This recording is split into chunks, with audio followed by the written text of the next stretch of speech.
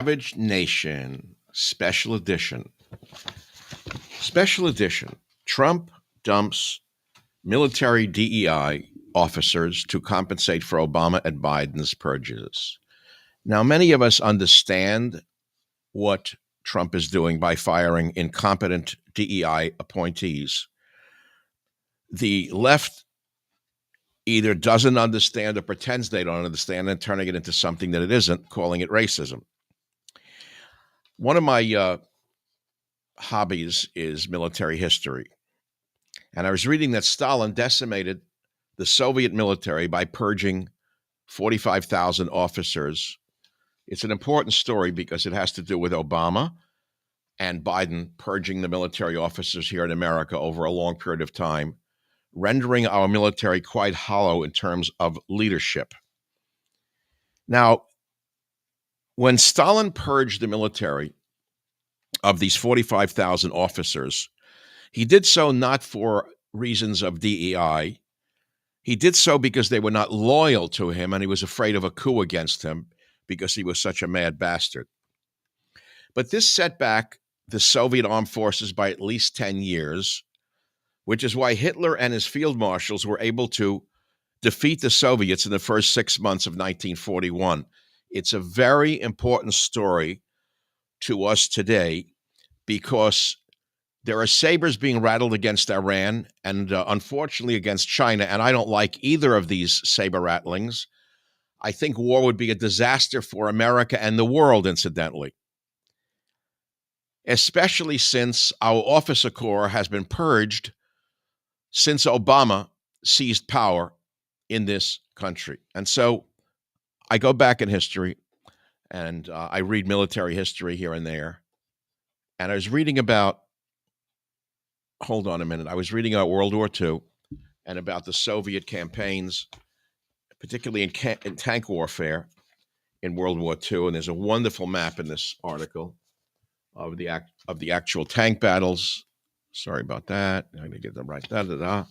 So this magazine is called World at War, Italian Campaign, 1943-44. But in it, I found something that I thought was relevant to today's discussion. So this entire article is about Soviet mechanization in 1941. Many of you don't know that the Soviets had a formidable mechanized force.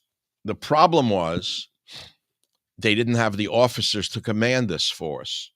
Just as the American military today may have a powerful military in terms of weaponry, but it happens to lack sufficient leadership, especially for a large-scale war. And that is because Biden purged the leadership during his reign of terror. That was following the purging that drove a lot of competent men, particularly white men, out of the military during Obama's reign of terror. And so we look at Stalin's purges and we look at the tanks that they had, an original T-34 model from 1940, for those of you who are interested in this. And I'm going to read you this wonderful article. It's a fabulous article, and it's worth your attention because many of you need to understand what these counter purges are all about, meaning getting rid of the DEI deadweight. Despite those impressive numbers of mechanized tanks and armored personnel carriers that the Soviets had, the rest of the Red Army was plagued with deficiencies. Foremost among them was a lack of competent commanders.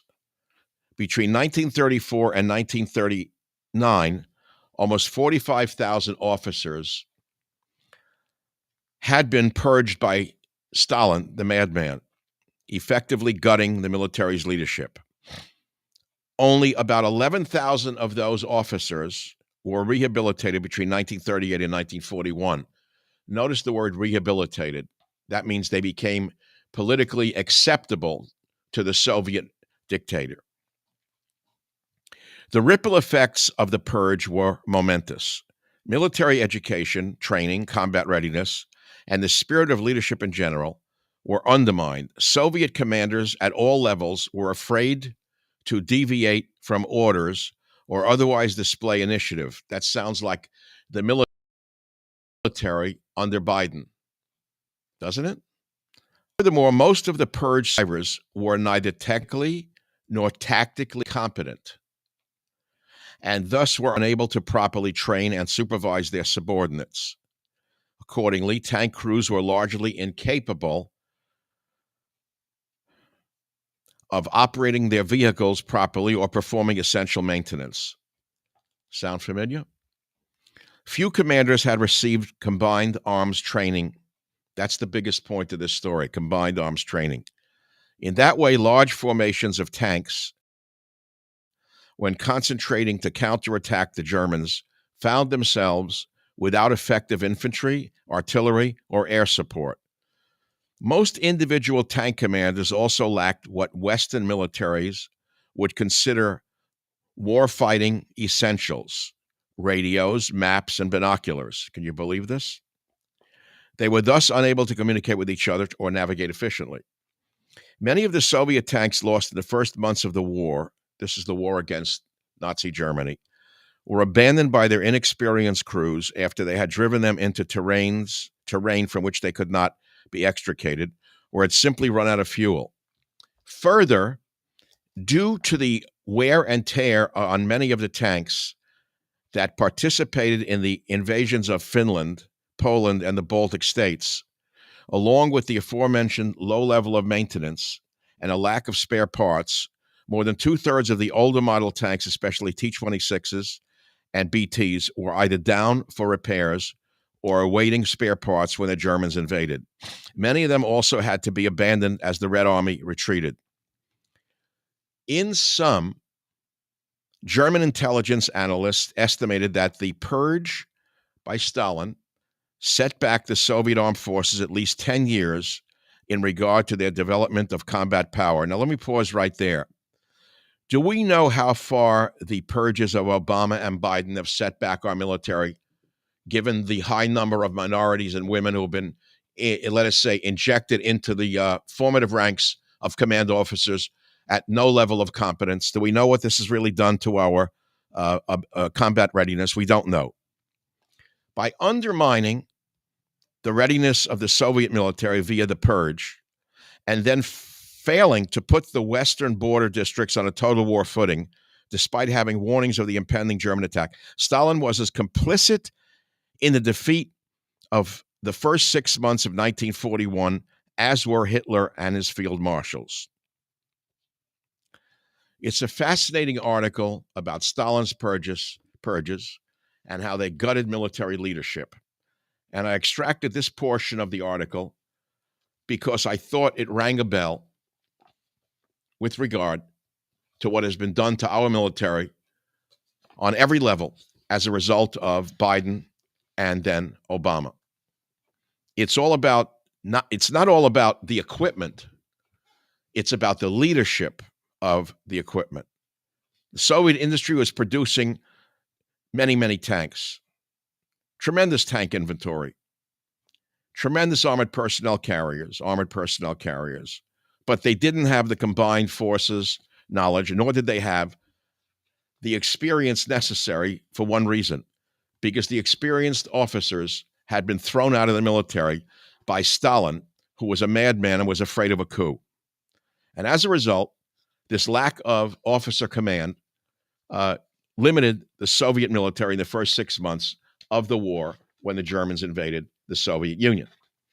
So Trump is trying to save the United States military by restoring competency at the officer level to compensate for Obama and Biden's purges. That is my take. That is my interpretation of this historical story that I read in this World at War magazine with regard to the Soviet Union. I hope we never have to fight a tank war. I hope we never have to fight a war at all. I hope this trade war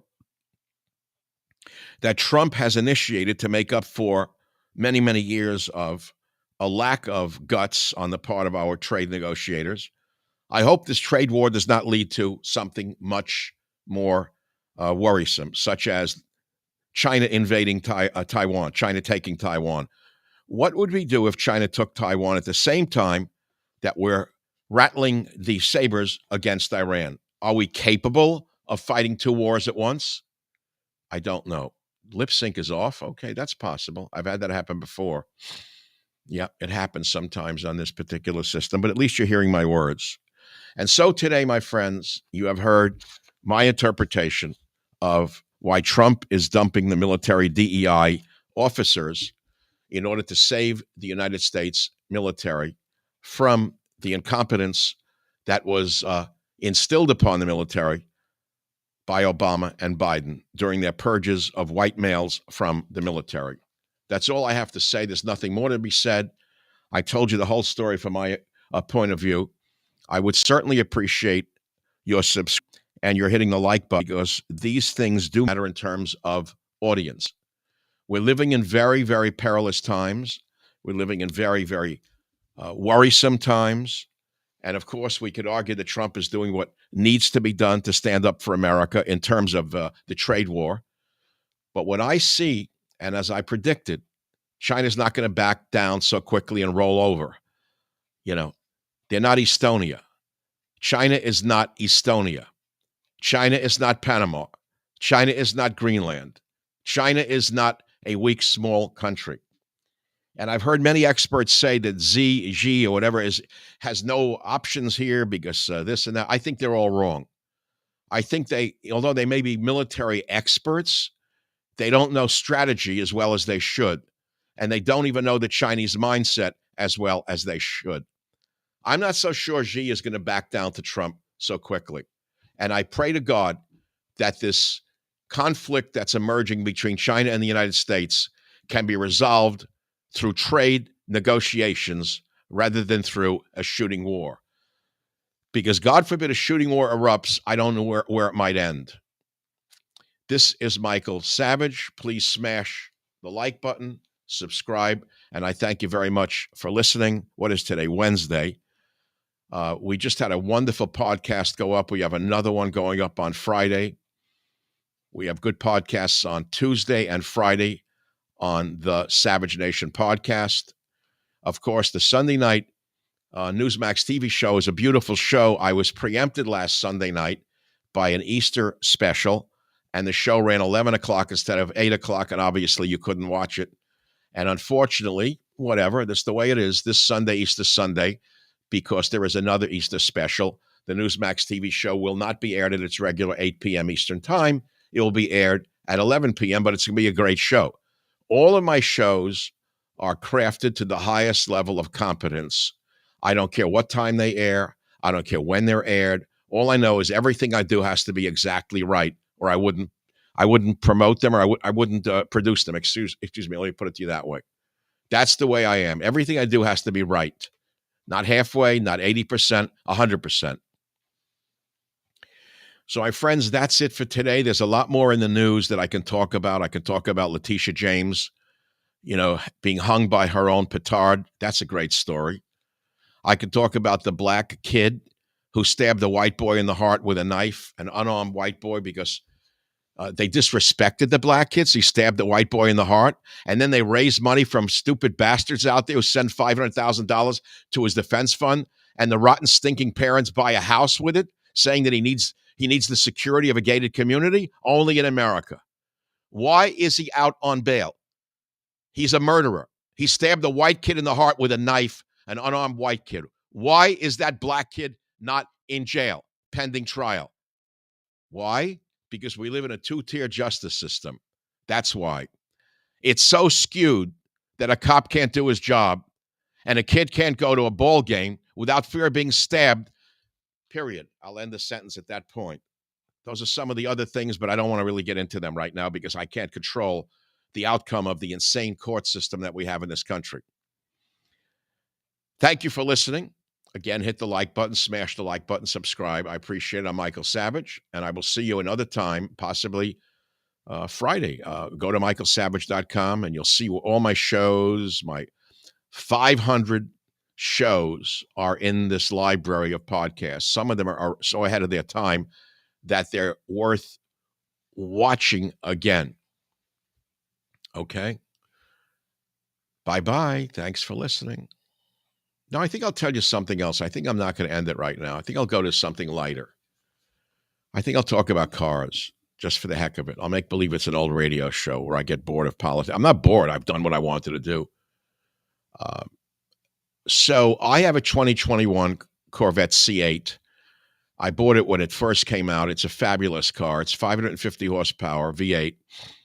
It'll do 0 to 60 in 2.9 seconds. It's just a rocket ship.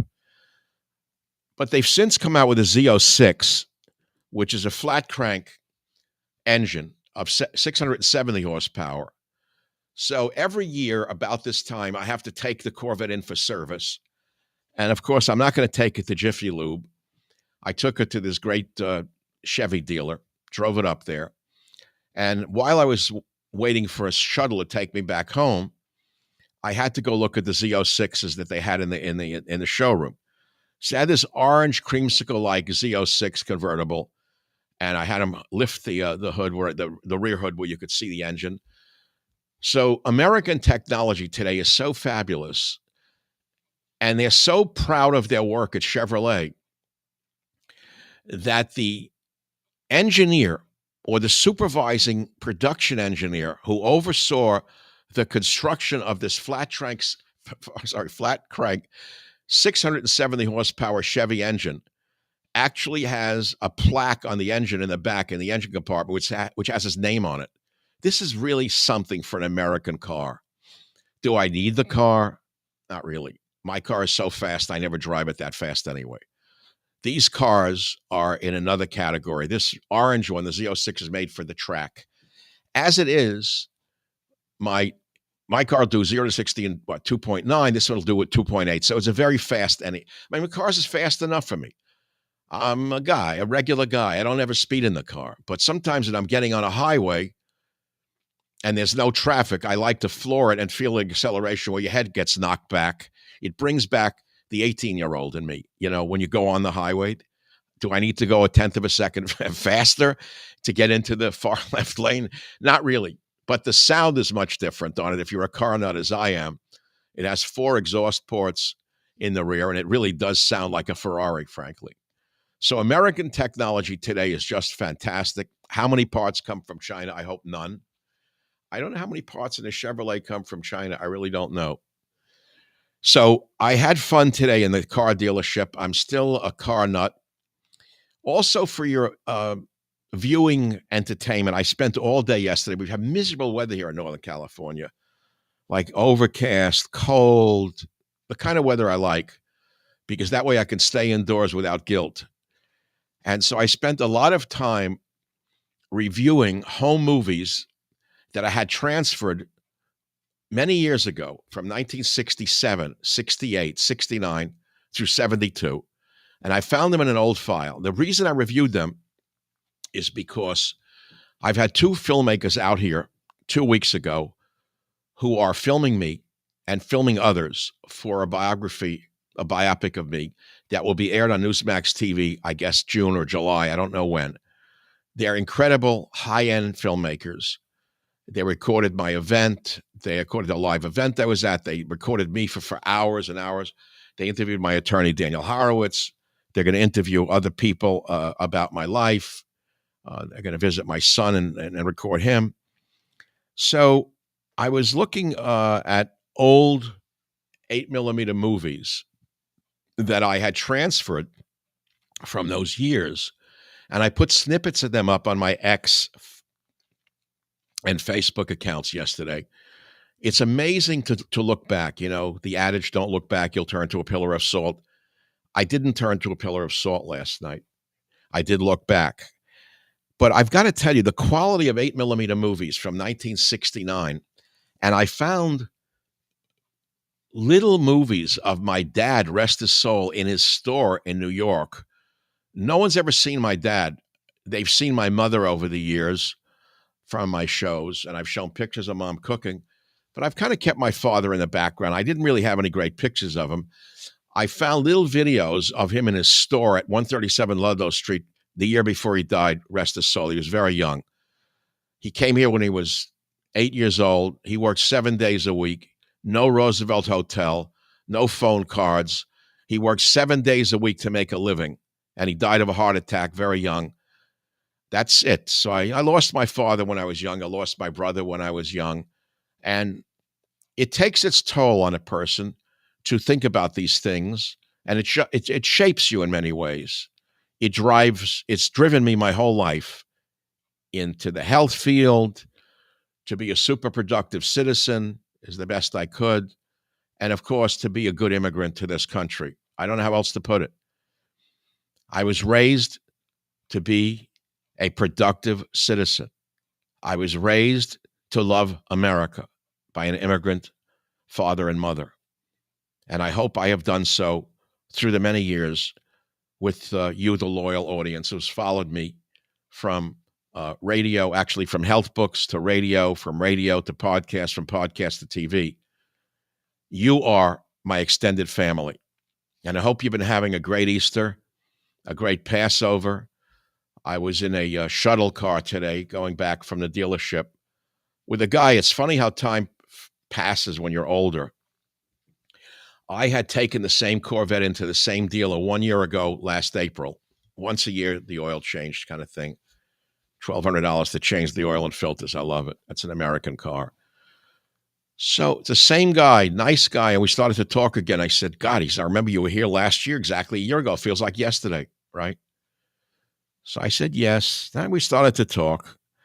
And I remember speaking with him last year. And I said, I hope you're enjoying your Easter. I said, if I recall correctly, you're Italian, aren't you? He said, yes. And he gave me a Sicilian name.